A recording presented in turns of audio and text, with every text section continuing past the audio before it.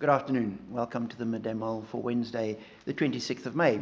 We continue looking through Acts chapter 2, the coming of the Holy Spirit at Pentecost.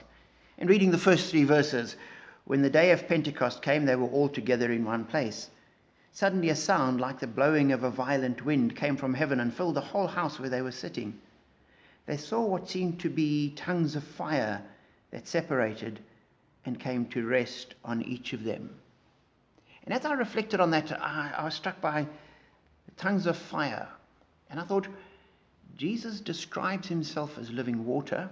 He describes himself as the vine. He describes himself as a source of living water. He is a good shepherd. I can't think of him using fire as a descriptor for himself. So this is something more than Jesus. And now, as I thought about fire, I thought in the Old Testament it speaks about your God is a consuming fire. And there's passages where God comes, the fire of judgment consumes the stubble. And you have all of those images of the judgmental, destructive force of fire.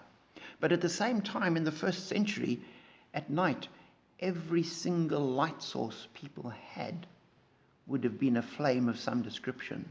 And so fire is also light in the darkness. And so there's all these images around the fire that came at Pentecost.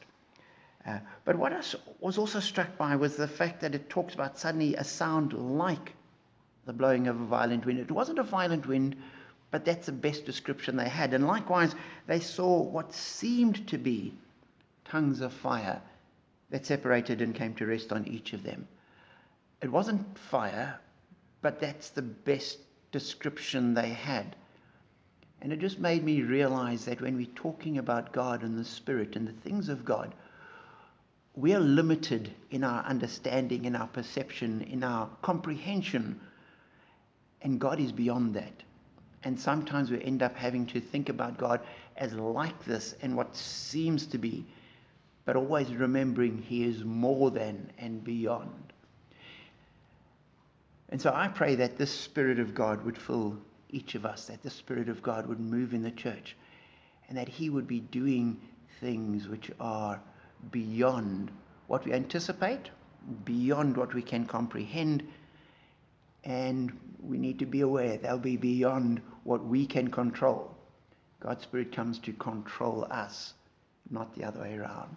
So I pray that this will be true in my life, it would be true in your life, and it would be true in the church. And in this way, we would be blessed and God would be glorified.